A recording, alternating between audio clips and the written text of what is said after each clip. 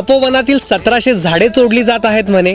जर झाडे तोडायला कोणी आलं तर त्याला कवटाळून उभे राहा असा संदेश लहानपणी आपण पाठ्यपुस्तकातनं शिकलो. कुंभनगरी जिला पवित्रतेचा वारसा लाभला आहे तिथे 1800 झाडांची कत्तल करण्याचा आदेश काढणाऱ्या अधिकाऱ्याच्या बुद्धीची मला कीव येते. जर आम्ही एक झाड तोडलं तर आम्ही 10 झाडे लावू सरकारचे हे वादे आम्हाला सपशेल खोटे वाटतात. तपोवन ज्याच्या शब्दामध्येच वन आहे, जर तिथले झाडे आपण तोडली तर नाशिक जिल्हा हा बिबट्यांचा बालेकिल्ला बनायला वेळ लागणार नाही.